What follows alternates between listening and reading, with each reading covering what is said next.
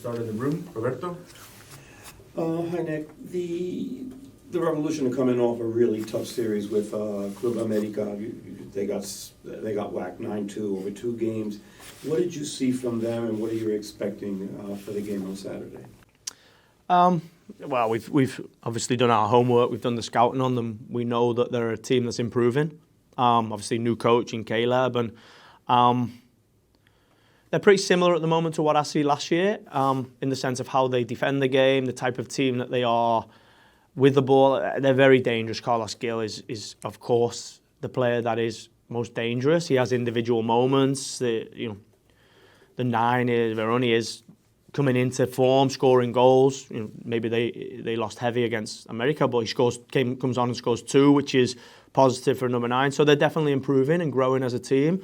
I think they're dangerous at crossing the ball. You look at the data across the leagues, and they're up there in the top 3, 4 in their ability to cross the ball and create moments. So if we defend the game well, we give ourselves the best opportunity. But if we're open and we don't stop crosses and we give up moments similar to the moments we give up in Atlanta, it'd be more difficult.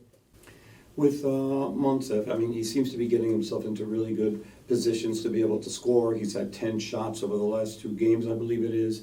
What are you doing to try to get his confidence up where those shots now are on target and going into the net? I think you got to focus on, I've said a lot about the process, right? If you come in, the same thing I say, but it's true. It's the same with Mounsef. You have to believe in, the process of Mounsef is a far better player than he was when he came here. He came in the summer, his fitness levels, his physical output, the numbers that he puts in, the running numbers, whether it be on the press, whether it be running in behind, the way that he's built the game in, how intelligent he is in his link-up play and coming to the ball and adding an extra number in the midfield, is all the reason why his shots and his goal chances are improving, right? He's improved a lot in his game. He obviously wants to score more goals, and we want him to be the player that he is, developing into. But it's all part of the process. The only way that he becomes more clinical in front of goal is by continuing to put himself in the situation. And whether it's confidence, whether it's, pressure, whatever we want to label it as, he is coming into a lot of goal chances. His expected goals is up there with the top 5 strikers in the league.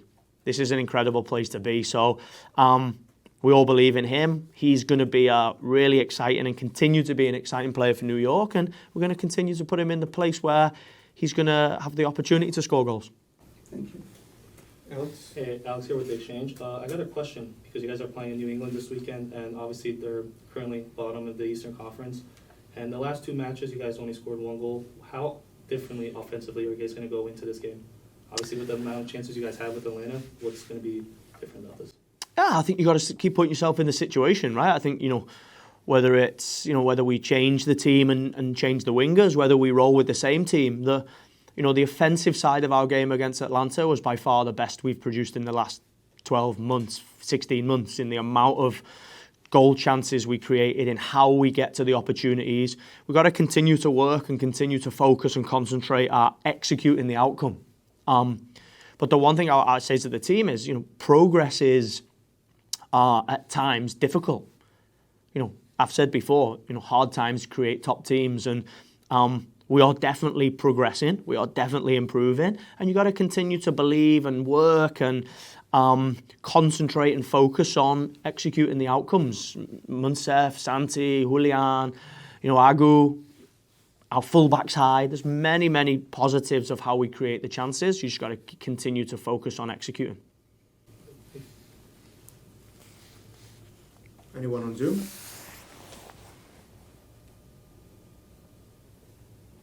Any more questions?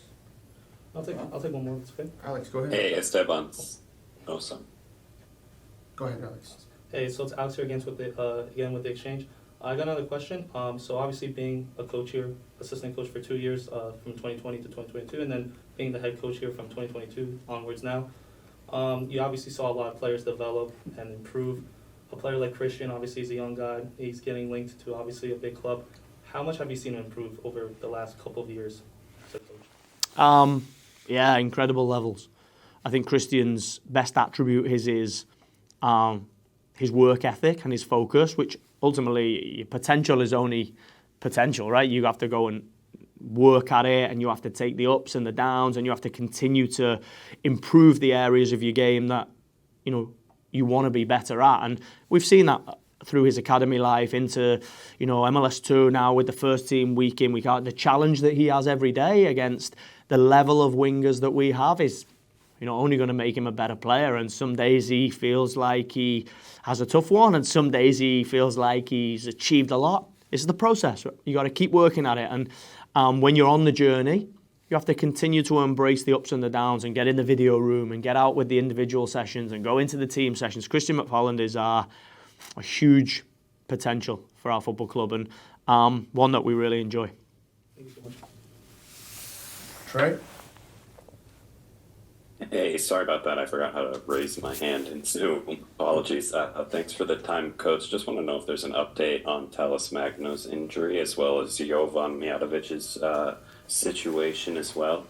And then after that, if you can comment on a player of yours, a former player that went viral this past week, Megan Campbell, for quite a long throw, and if that's something you'd be interested in trying in one of our smaller stadiums here. So Talles is still with the physios. He's working individually, but he's out on the grass. He's working incredibly hard. He is getting closer. There is no real update in the sense of when, because we're working through the process, and his injury is around the reaction to upping the load and to improving and going to the next levels within the rehab. But he's definitely moving along that, and it's really positive, and he's making progress. He's not yet with the team. Jovan is going through the visa process, and one that, of course, is frustrating, but at the same time is what it is. You have to go through that process. It's a process outside of our control, and it's one that the front office are doing an incredible job in trying to expedite and accelerate. So we hope we'll have an update early this week. We hope that it's something that is going to happen quickly, but it's ultimately with the relevant people.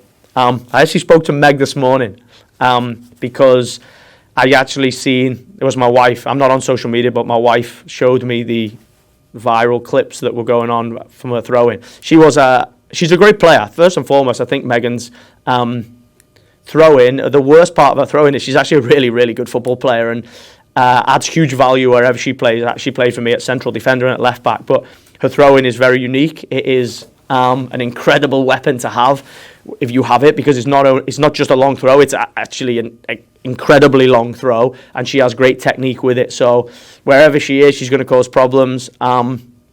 We don't have a throw that big. We do have Jovan Mijatović that has a long throw. Whether we use it or not, we'll see in the future. It's only worth it if you work for it.